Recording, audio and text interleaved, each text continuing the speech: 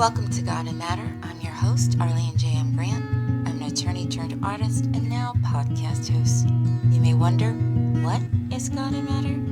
Well, it isn't about religion. God and Matter is about life.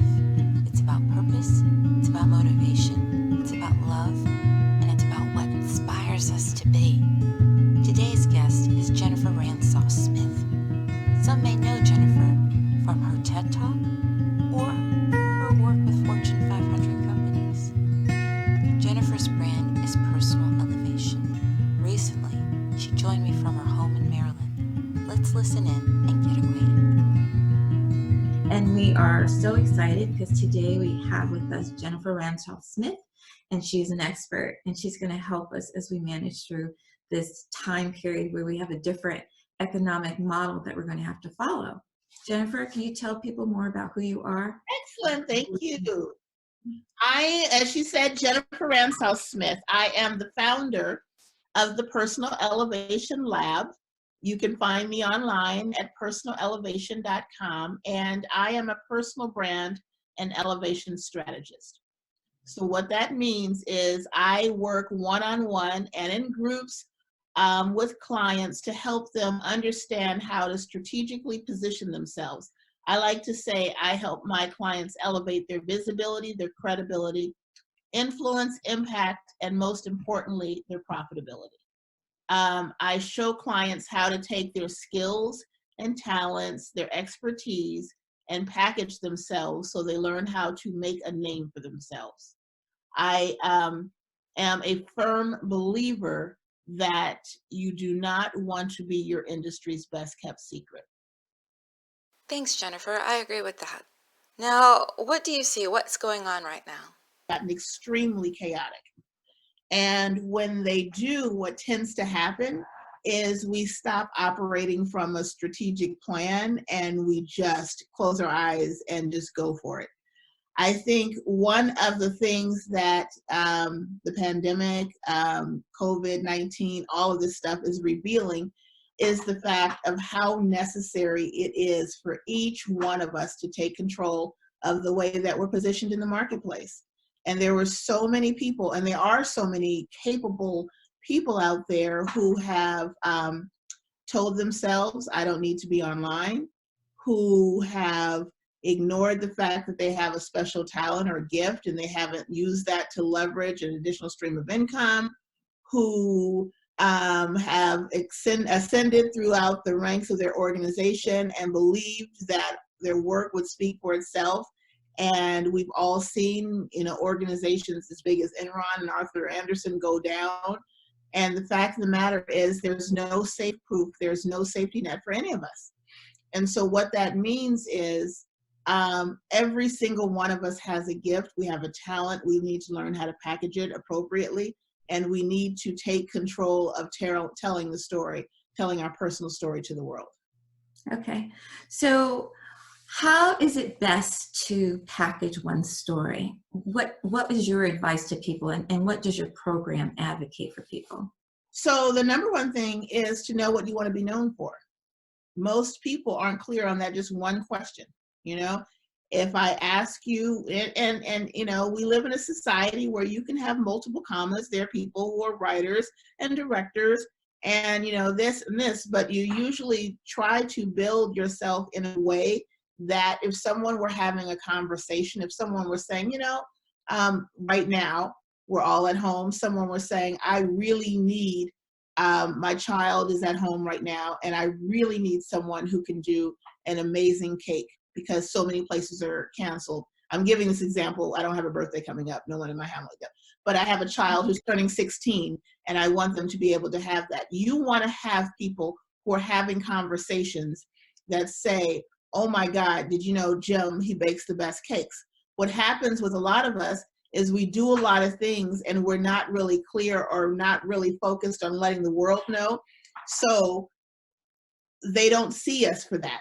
So it could be something that you're completely talented at. You might, be an accountant. And I'm like, oh my God, Jim, I had no idea you bake cakes. And you're like, you didn't. I've been baking them for everybody in the neighborhood. So what we want to be clear about just straight off the bat is what do you want to be known for? If people are having a conversation right now, if people are doing Zoom calls, if people are on Loom and learning, and they're looking at a particular expert, what would you want them to say about you? Okay, I agree with that. Now, how can you create an industry? Say, for example, you mentioned earlier about baking cakes and you're an accountant. How is it that you can get people your cakes in this market? Are you going to say that people need to now look at using UPS or FedEx or the postal service in order to make their business more known and also to have more of a virtual presence? Is that something that you can help them and brand them with? So I have an online business manager, and in September, she called me because she read this article, and the article said, if your brand is non-existent in 2020, if you don't have a personal brand in 2020, this is 2019, September, then you don't exist. And at the time, even as a personal brand strategist, if I was telling somebody that, they would roll their eyes. They would be like, oh, okay, that's true. And very facetiously, because you have millions of people like, that I believe that have had the ability to kind of skate and not have to have a strong digital presence. Maybe, especially me, I'm 50 years old, and a lot of, my peers, maybe they're a senior VP, maybe they're a director. They've been doing all of these things for all these years, and their reputation has gotten them so far. And, they've never even bothered to put up a LinkedIn picture. So what happens now that we're in 2020 and we're in a national pandemic and we have no idea how long it's going to last? The reality is, if you don't have a digital presence, you don't exist. So you no longer have the luxury to be in the face of those that you work with. There is an old adage that, if I can't see you, then it's easy to forget about you.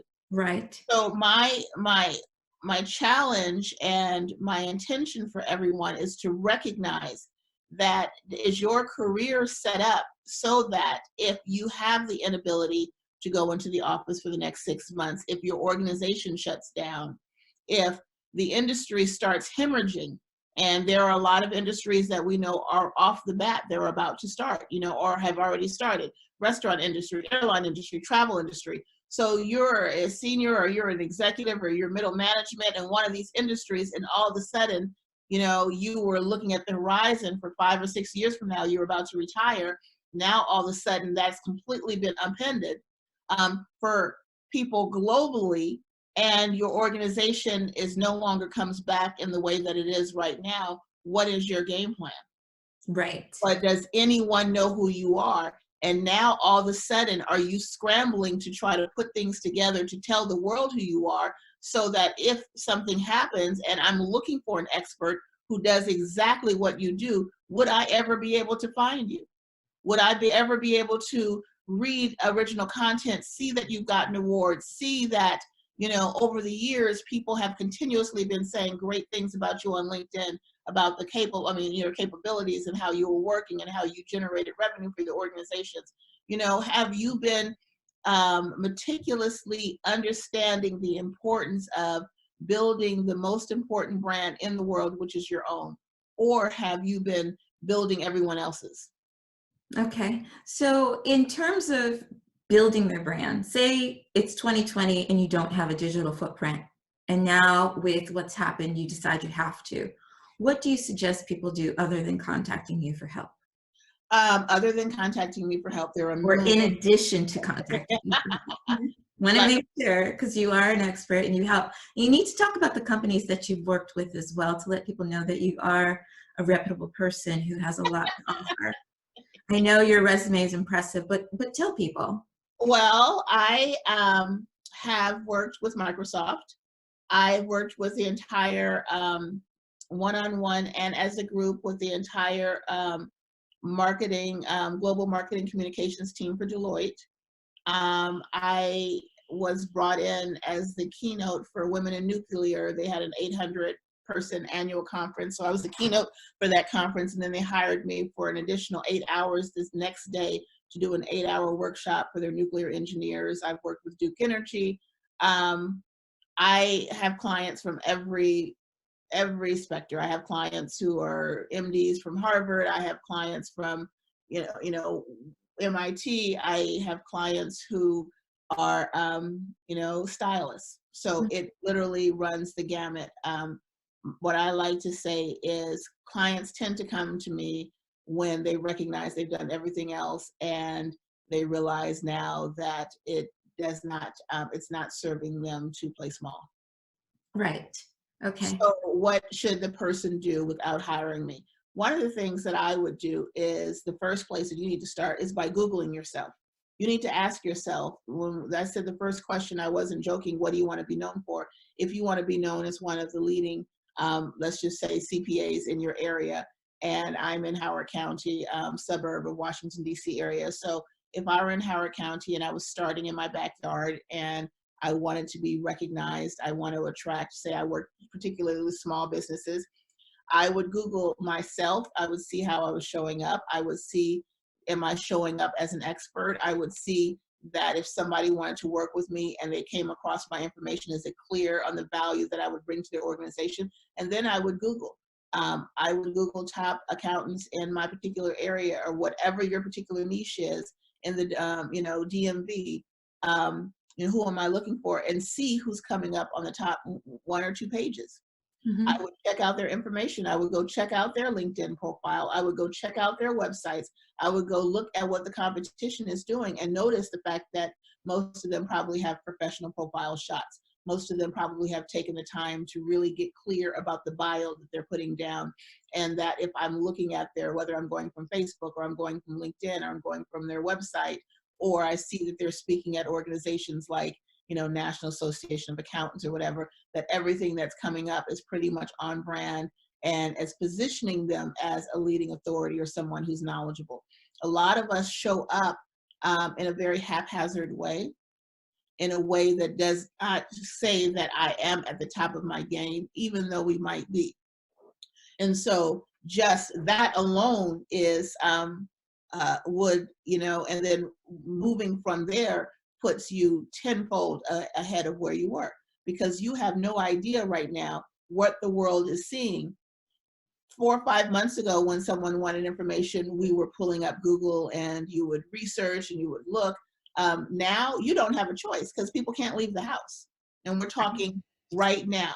So right now, every piece of information, every kind of research, every kind of validation or whatever someone is looking for, it is coming from their smartphone and it is coming from their laptop. That's just a straight fact. So you have to start making sure that your digital profile fits someone and positions you so that you not only can keep what you're doing, but you start positioning yourself so you can attract other opportunities. Okay, that's sound advice. With regard to the business and practice, I think you have a spiritual practice. You talked before about going to Bon Secours as a place of quiet.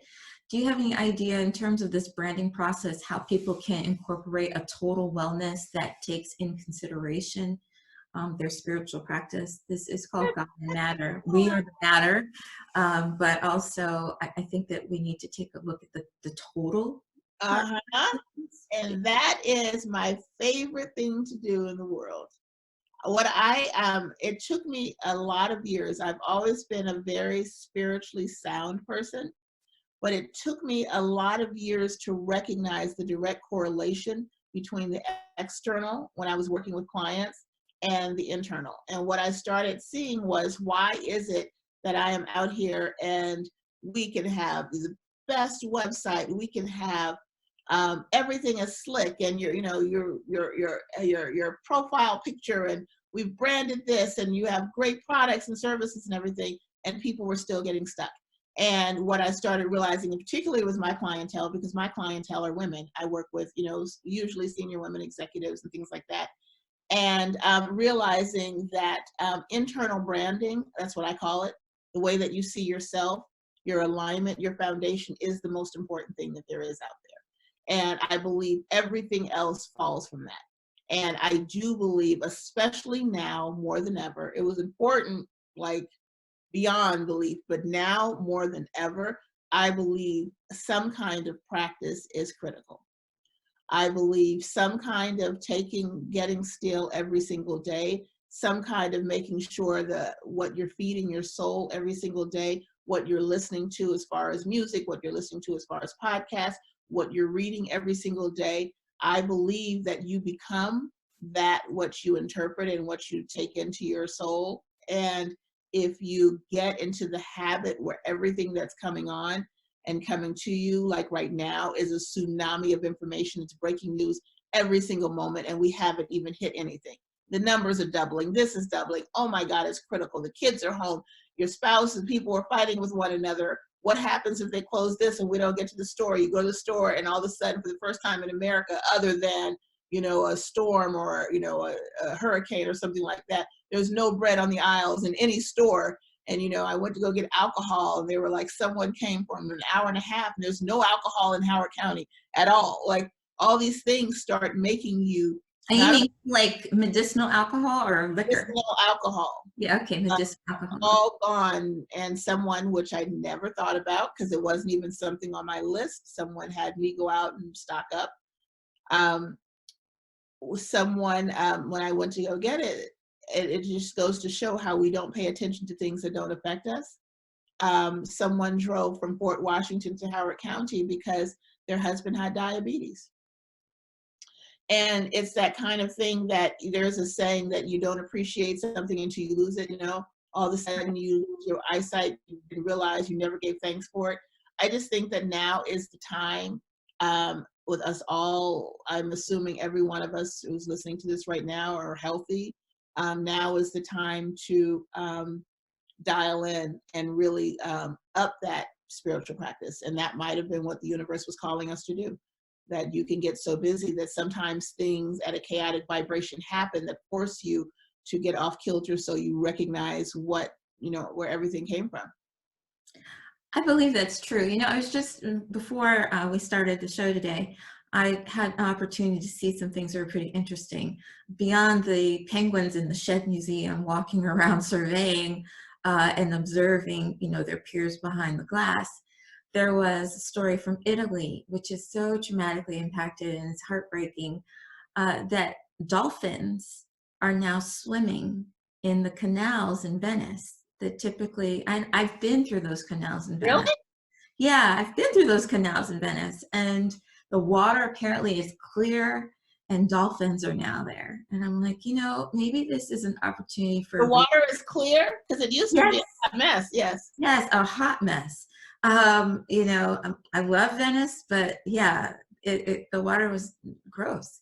But yeah, there are dolphins there. The water is clear and it's a beautiful thing. And someone said maybe it's a reset, and maybe this is an opportunity for people to reset their brands internally and externally. I believe that. I had I guess we can use the word calling. I just had an intuitive hit a couple days ago, and I have said to myself that when something is telling me to do something, I'm going to move forward. So it was to do a Facebook Live every night as the coronavirus is going on, and rebrand it from state of emergency to state of transformation. That's beautiful. And, how can people get your Facebook Live? Anybody can get it, but I think the last 3 or 4 nights, 100 people have been coming on. I mean, over, usually 50 or 60, and then when I come on the next morning, about 100. But here's the interesting thing. I have always off and on done a little bit of Facebook Live, but I've had a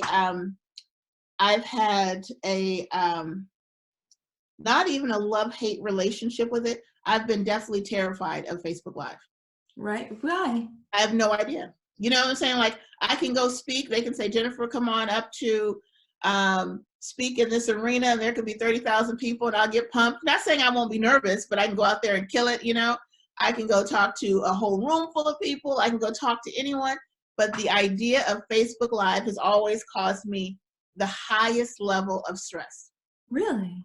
I mean, So how do you manage that stress? You're doing it though. So how no, do you manage not even like I would know. I did challenges to try to get over it. it? And let's just say that this is how bad it was. I used to do challenges to get over it. You're going to go on Facebook Live for 30 days. And when I go on, I mean, it's normal. You don't know that I have it other than me saying, girl, you know, I just don't want to be on here. Right. One of the things is you don't know who's on the other side. Right. When I talk, I'm really into talking to who I'm talking to. Right. And if I do a video, I don't care because you put your creativity out in the world and someone takes it. But with Facebook Live, I've had so many situations where people literally from high school, from elementary pop on, and it's very, when you don't know, it's always been just like a shock to me. So I've always had a tremendous fear about it. And I've known that's my Achilles heel. Like I've always known that. Jennifer, if you could just do Facebook Live, people are like, they will call me and say, please come back on. So it's just a thing. So I had this thing the other night that something said, Jennifer, now this has gone on for years. Like I just don't build my brand on Facebook Live, you know, like I just don't. A couple of nights ago, it said, you need to rebrand this and you need to start coming on and giving people tools. And so I just went on the first night and there was absolutely no fear. Praise God. Went on the second night, there was absolutely, and that is just not a thing now, you know? And it's been a thing for 7 or 8 years, like tremendously. And so I think that, you know, my point was, I not only think that I was ready, but I think that that's what I was supposed to do. That, you know, this was just something that I was supposed to do, and I just listened to it. So when we're talking about this energy and we're talking about the dolphins and we're talking about the thing that I was saying is that we have an opportunity to recalibrate and reset. That's exactly what's going on. I mean, I was talking to a neighbor and we were talking about the fact that, I mean, it was so bad in the world that, you know, you could walk by one of your neighbors and they could have a bumper sticker or something, and all of a sudden you're just like, you don't like that person anymore, you know?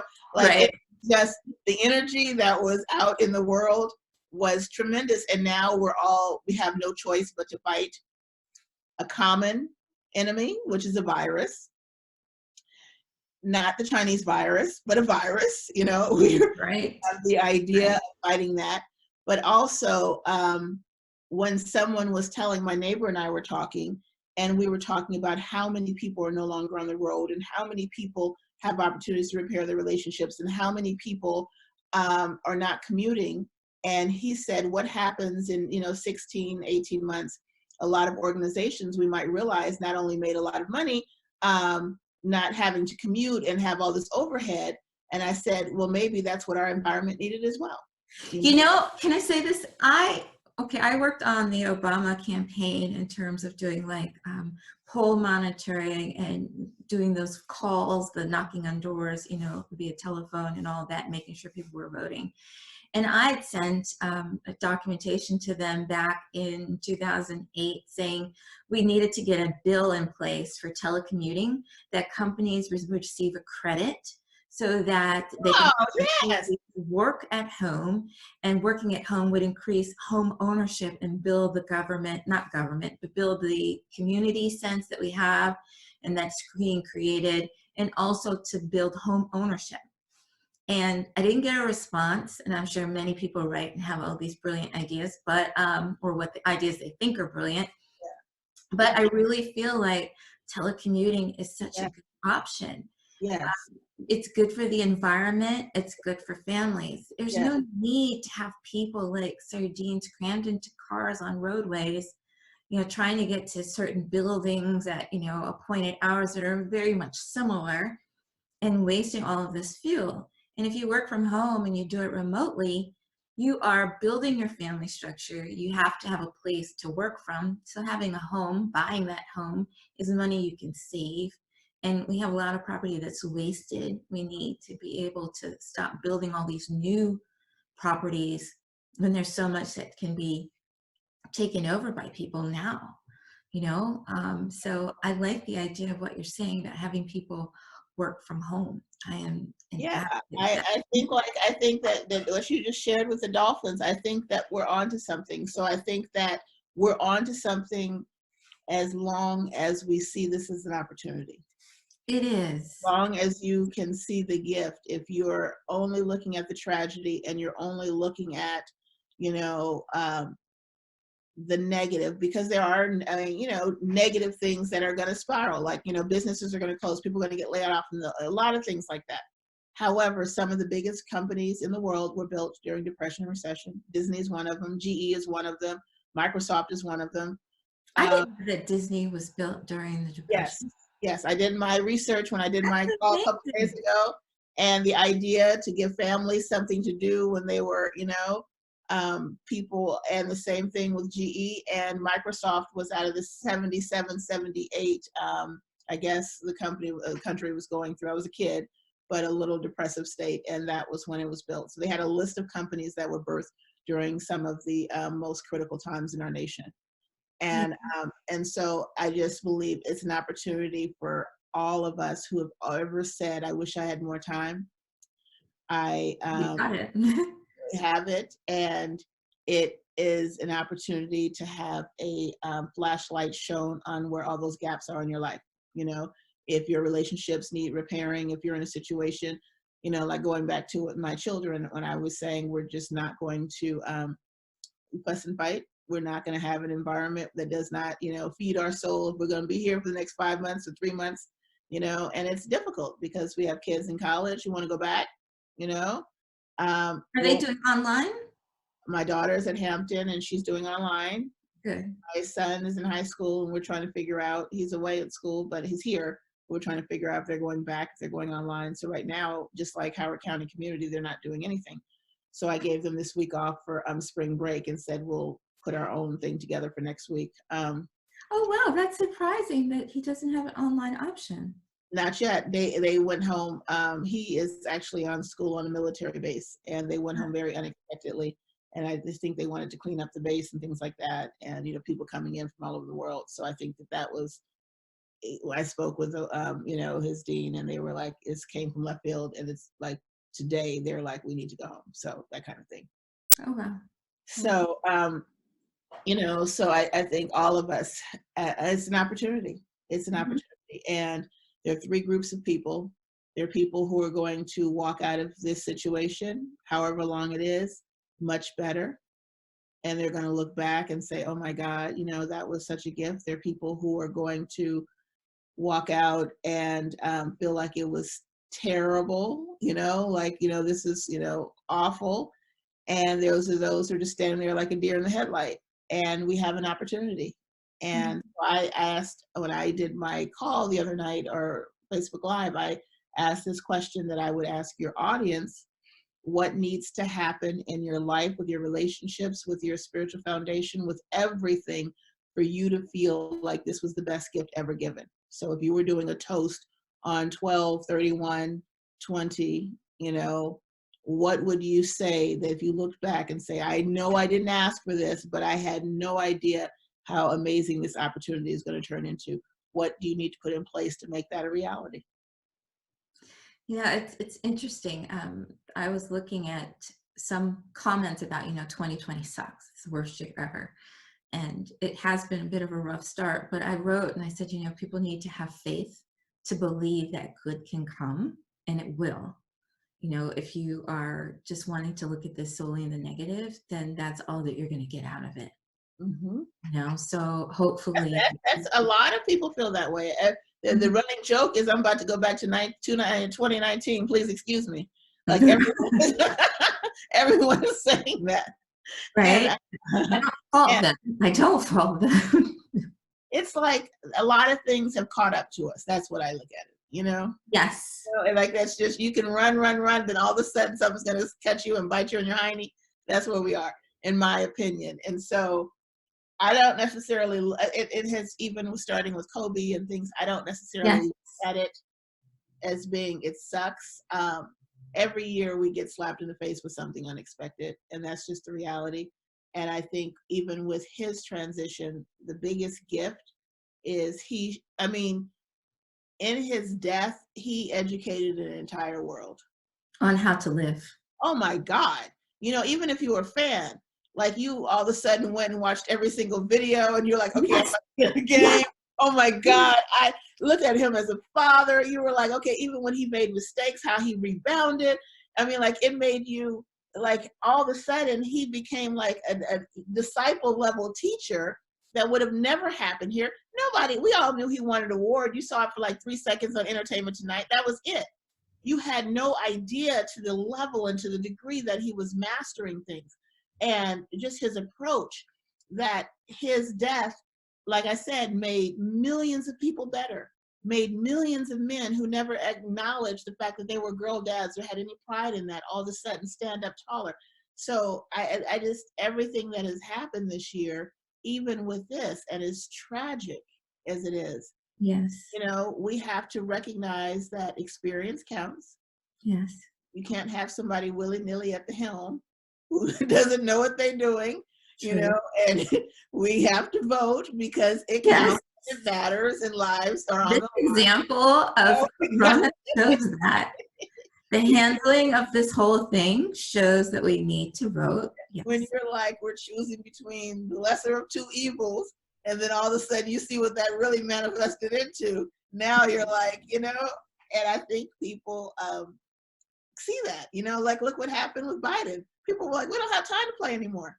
You know, I don't even care if you like them. Everybody was like, line up, line up, line up, line up. We have a problem here, you guys.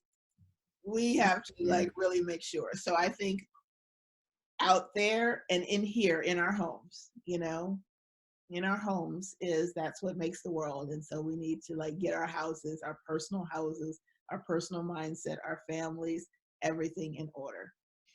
I believe that. It's interesting. There's a scripture that says, if my people are called by my name will humble themselves and pray, then I shall hear from heaven and heal their land.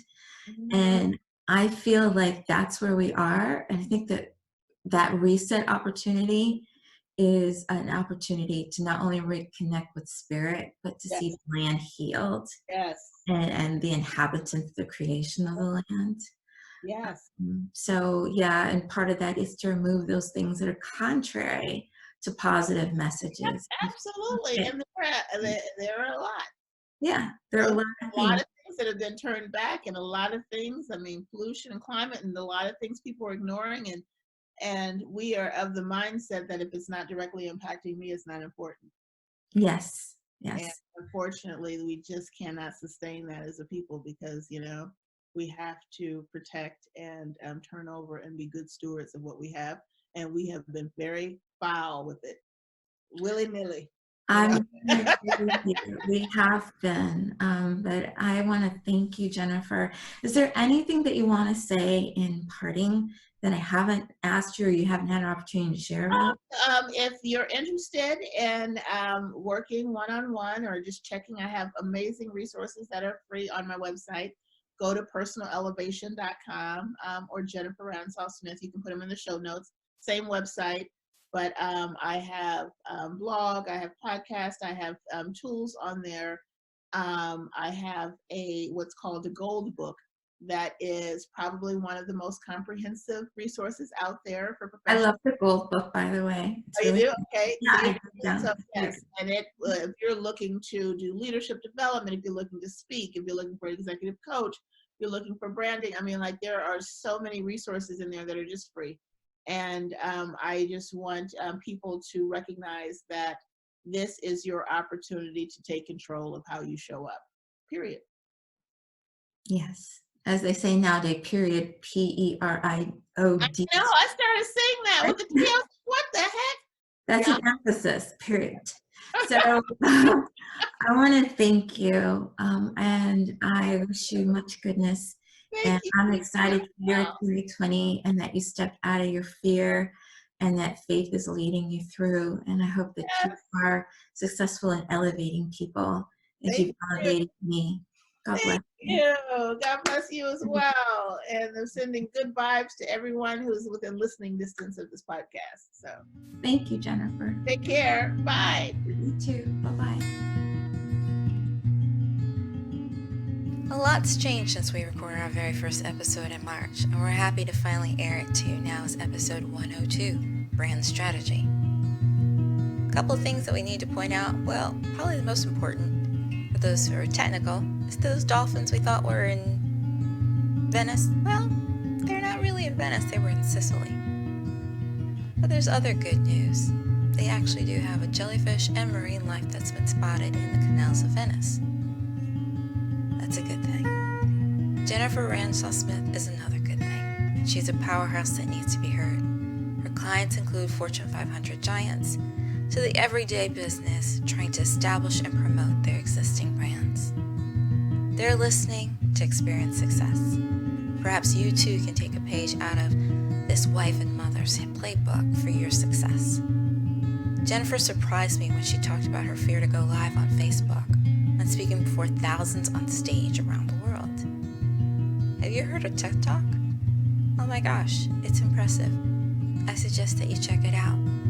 And remember her brand, which is personalelevation.com. I hope you enjoyed the takeaways from this episode. Highlights include establishing your brand, life, and living purposefully, lessons to move forward from fear, and then also we talked about our love of Kobe Bryant, who taught us in his passing the importance of living. Thanks for listening to episode 102. For those just tuning in, please check out godandmatter.com or our YouTube channel, ArlieSpeaks Media, which produces God and Matter, the podcast for you. If you want more, please subscribe, and do check out episode 101, Your Voice with Azania Noah of the French Voice. Our next episode, 103, features Tom Ziglar, son of Zig Ziglar, advancing the legacy of Ziglar.com. Until then, be well.